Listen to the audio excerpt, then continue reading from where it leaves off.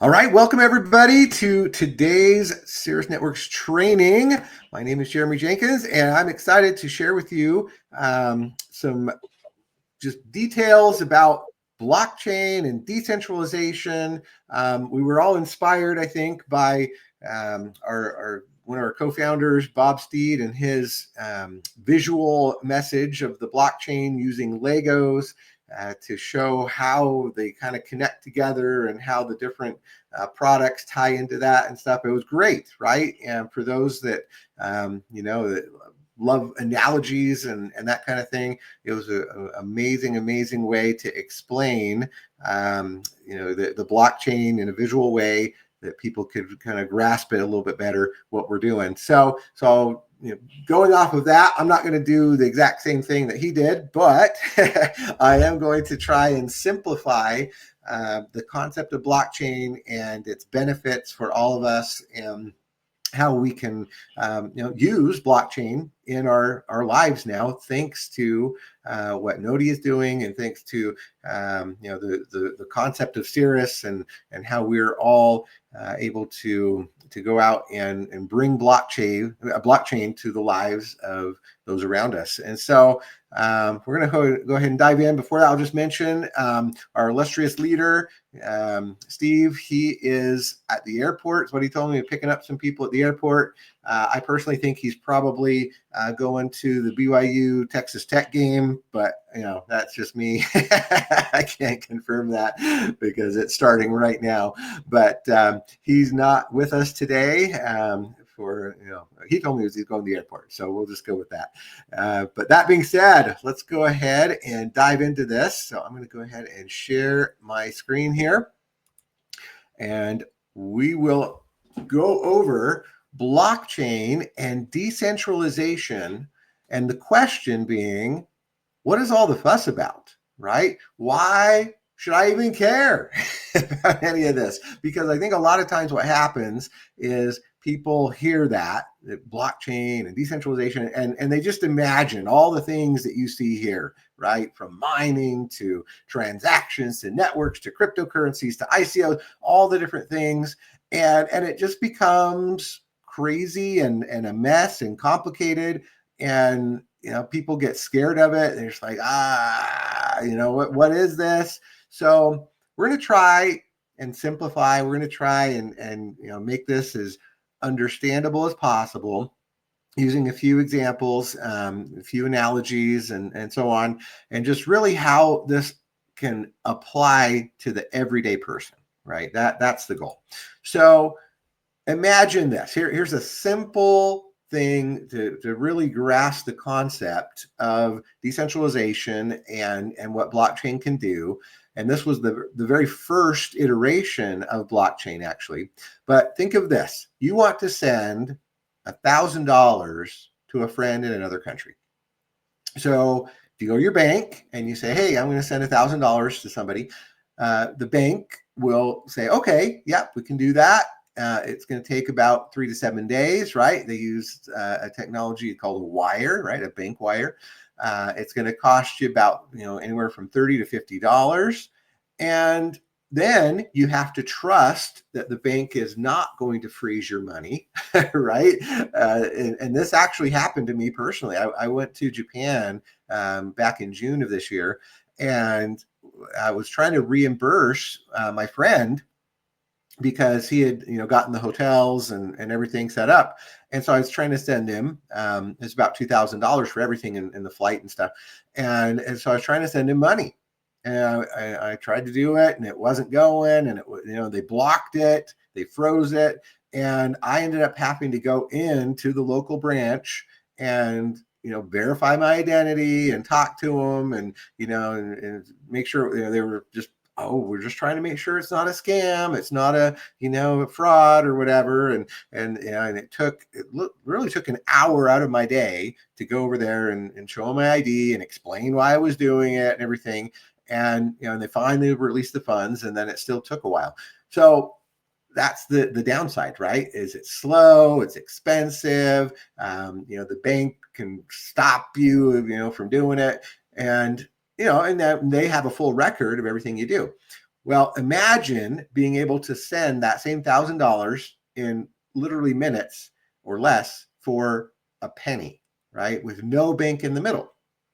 That's the promise. That's the promise of blockchain. It makes all of that process so much easier because you don't have to deal with third parties. You don't have to deal with middlemen, all that stuff. Okay, so here's the thing. What is the blockchain? Why is that possible? How is it possible to send $1,000 almost instantly without a middleman? Well, this is the idea of it. Okay, it's transactional. Everything we're doing is a transaction. It's based on a ledger. Okay, and that ledger, you can think of it like an Excel file.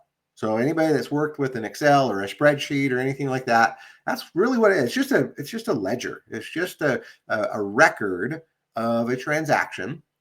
But the difference is that thanks to the technology, right? Thanks to the internet and everything that we do with the internet and computers, now you can have copies of this ledger on thousands of computers around the world, where once it's written, it can never be erased or changed, right? Everyone can see the ledger. There's total transparency. Now, we're not talking about transparency of, Jeremy sent, $1,000 to Japan, right? Like that, that part's private. Okay. That piece of it, they're not going to see how much money you have and all that stuff. But the fact that there was a record of, a certain amount going to a certain one wallet to another wallet, that's transparent, right?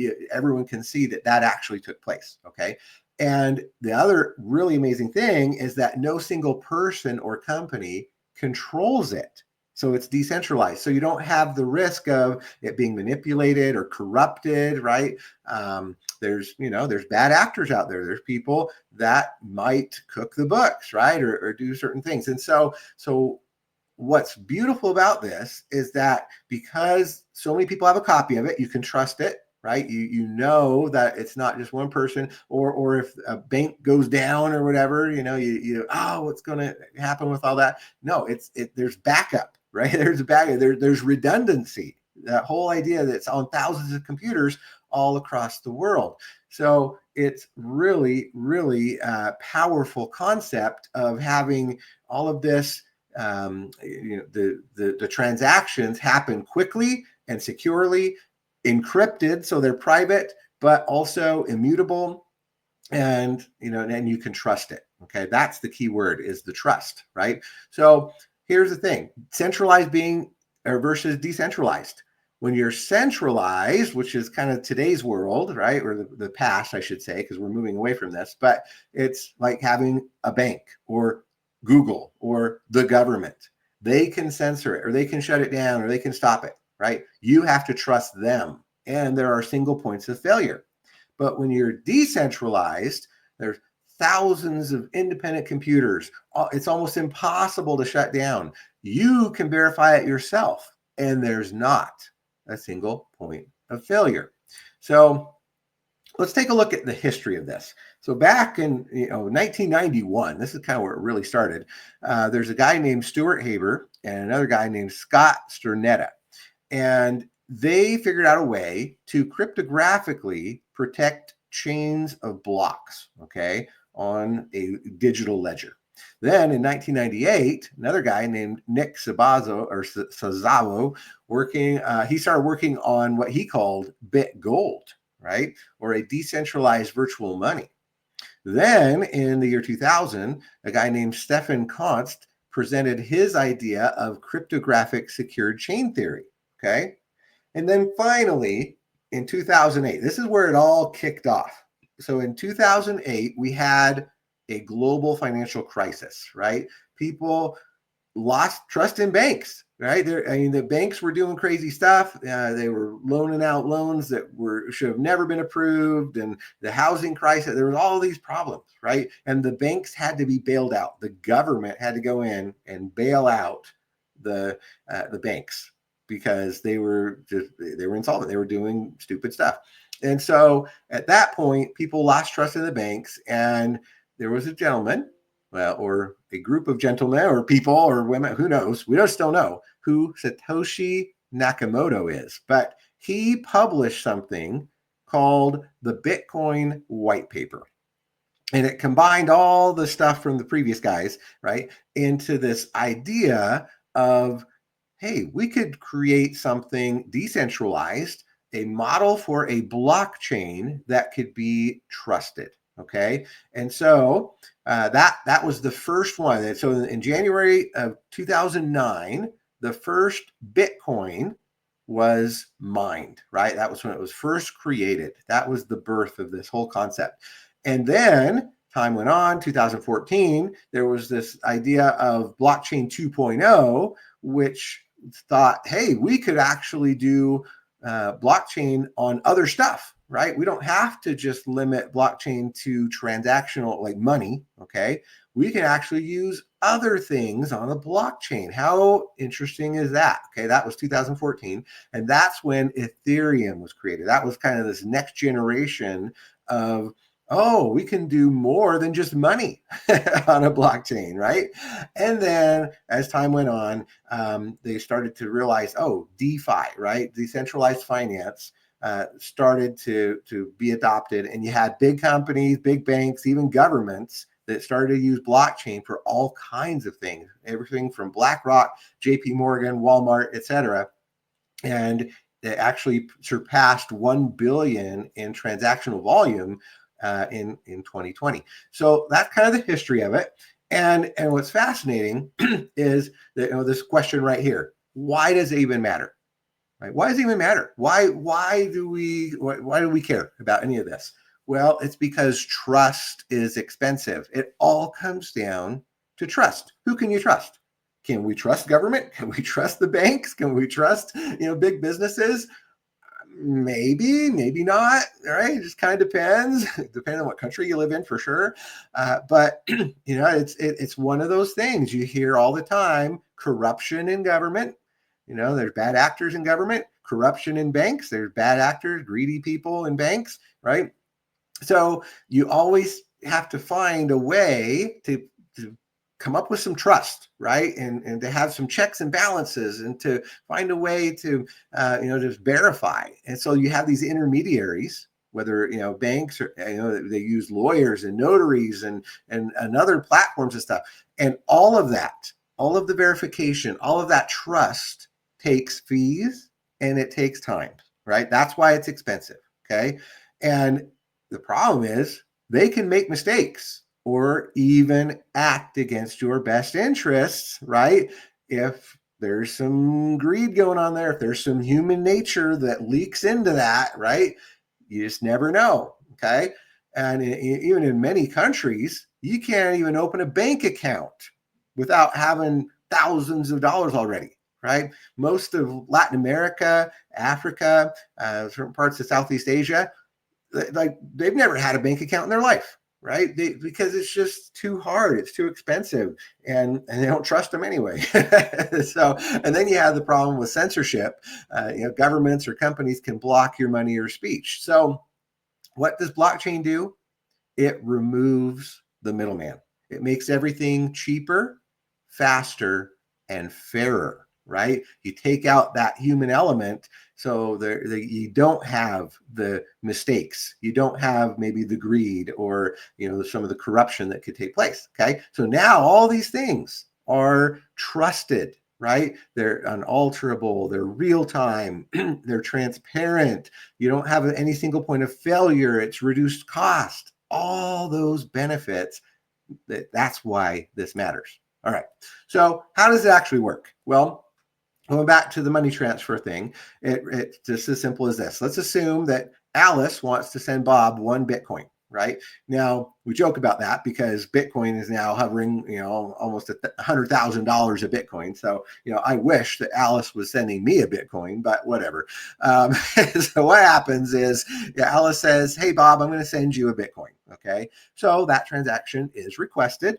And then there's a block that represents, right? It's a ledger entry, okay, an Excel spreadsheet, you could say, that gets created with that information in it. And that block is now sent to all the nodes on the network. All right. So all the different nodes that are out there are verifying that. They're all getting a copy of it. Okay. And they all have to check and say, oh, yep, we have a record that Alice actually does have 1 Bitcoin to send in the first place. Okay.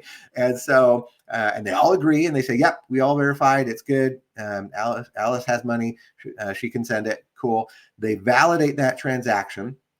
That ledger entry or that block is added to the chain. Okay.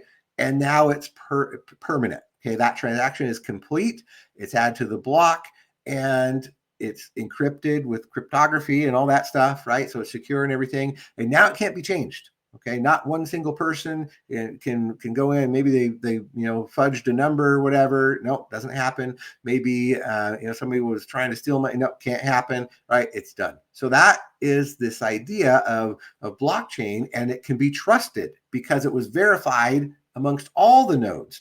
Now, I'll take a little sidetrack here. For those that have nodes and understand nodes, just know that the node, when you host it, that's out in the cloud. Okay. In the early days of Bitcoin, when this was first launched, people would do this on their own personal computer. So you'd have your laptop or your desktop computer, and that transaction verification and the copy of the block and everything, it was stored on people's hard drive, right, on their actual computer.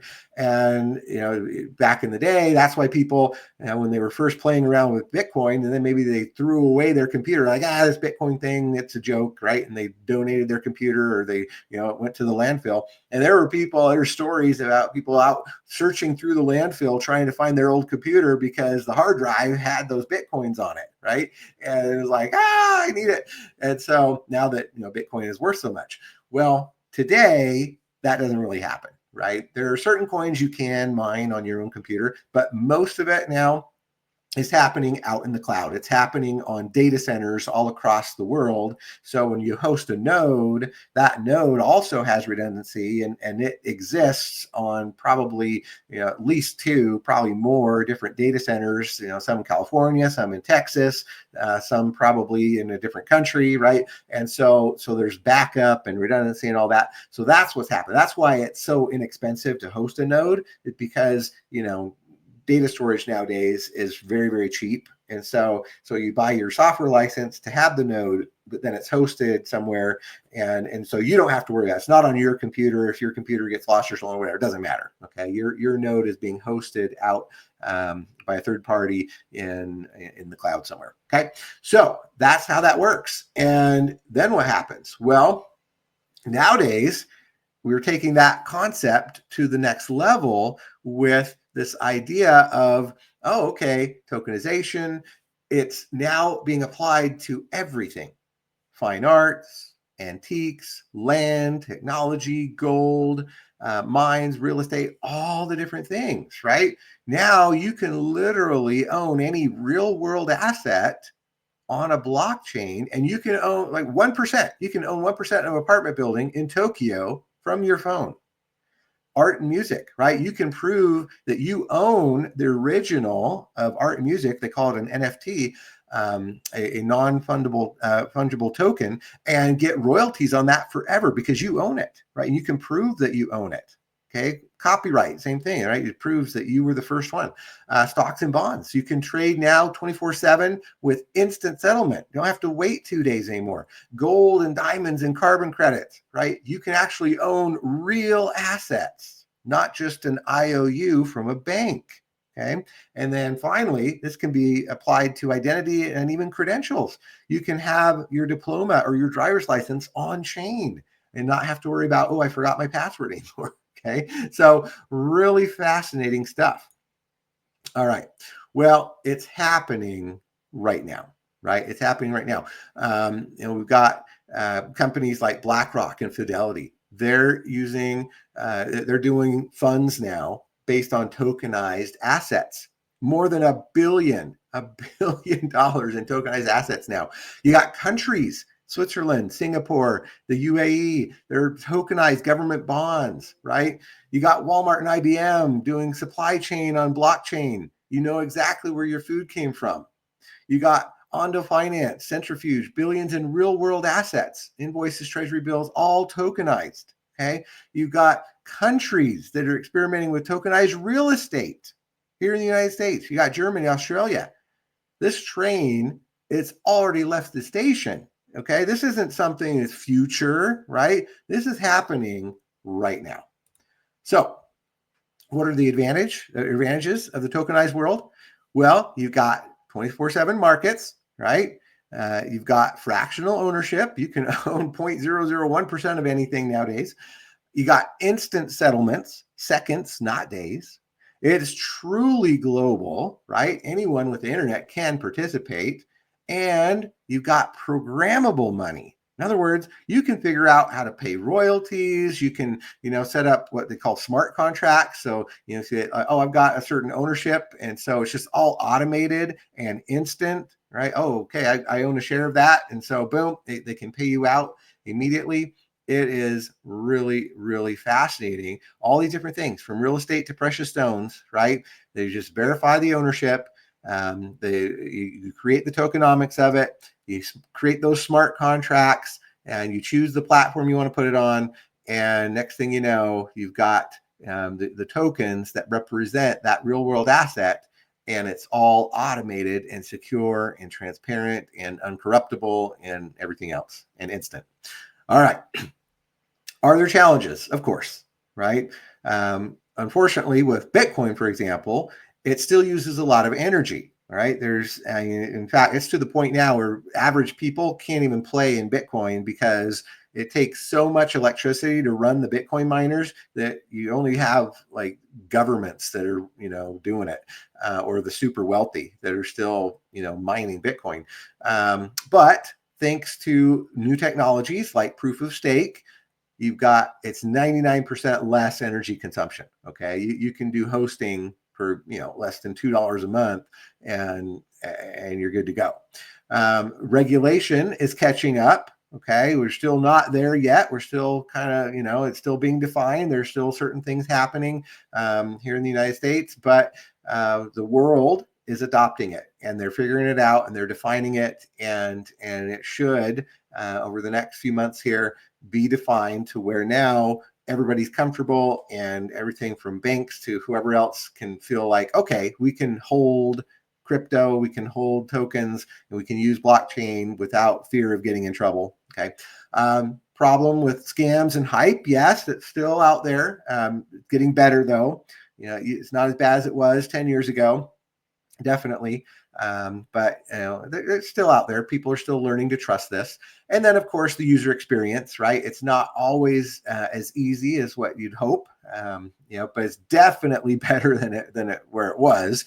But yes, it's something, there's a learning curve and people need to, kind of understand it and learn it and adopt it. But it's just the same as anything else, right? When credit cards first came out, people had to learn how credit cards worked. Right. When banking apps came out, people had to figure out how to go on their app instead of balancing their checkbook. Right. So everything's always got to have a learning curve. And people just, they'll get it. It's going to happen with us or without us. So we have to. So every revolutionary technology is going to look messy in the beginning. But hey, you know what? The internet changed the world, and this is the next iteration of that. So here's the internet analogy. Back in 1995, people said, oh, the internet is slow, it's complicated, it's full of scams, why do I need this, right? But here we are, 2025, you're reading this and listening to this on the internet. In 2009, it was, oh, Bitcoin, blockchain, it's slow, it's complicated, it's full of scams, why do I need this? And then 2035 came around, and guess what? Oh yeah, it's now everywhere. Everyone is going to be using it. Everything's going to be on chain. So I put this graphic here, kind of fun. The very first what they would call billboard, right? Which was when Satoshi started talking about Bitcoin. You can see the date on there, November 22nd, 2009. And yeah, people were talking in this forum about Bitcoin and how it works and stuff. That's how people traded Bitcoin back in the day. All right. It was through these online forums and, it's like, oh, okay. But so the internet has changed definitely. Right. And the whole concept of blockchain is not going to be as ugly and complicated and clunky as it might seem today. It will get better and better and better over time. It'll get easier and easier to use.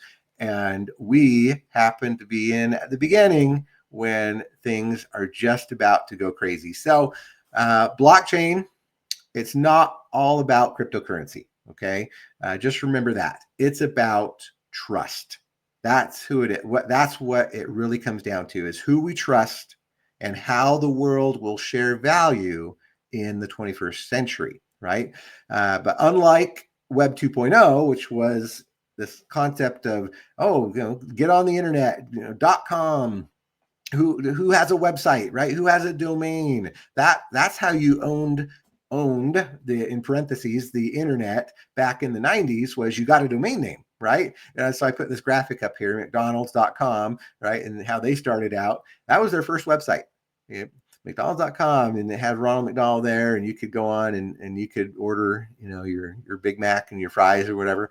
That's what it looked like, back in the 90s. And so it was all very simple, kind of clunky looking, right? Wasn't very user friendly, definitely different, but they got it, right? McDonald's said, yep, we're going to be online. We're going to buy our domain name, McDonald's.com. We're going to, start letting people order stuff through the website.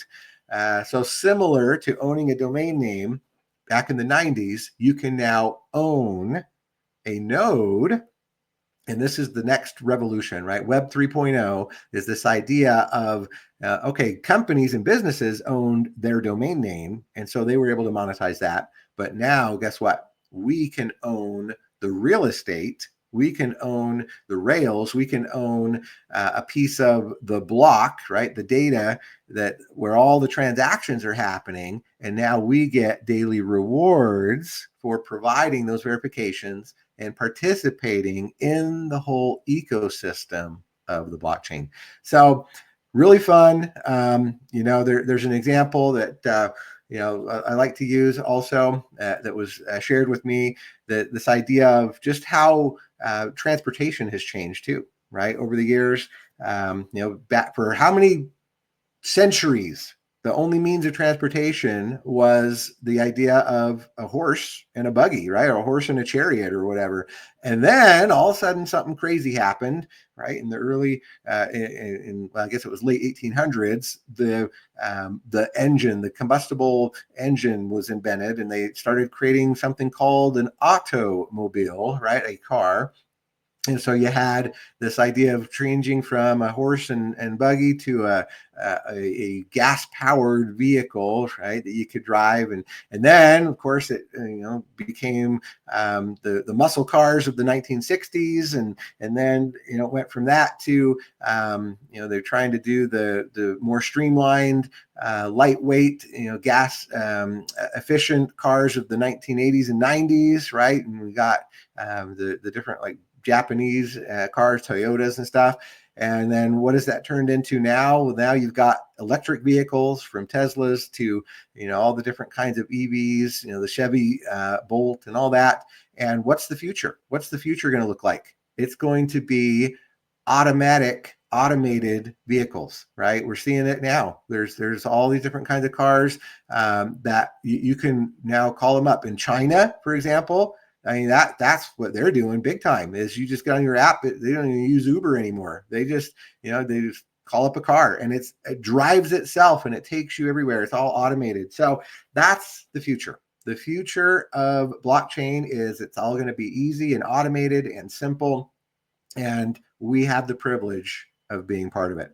So does that sound like fun? Are we ready to be rewarded?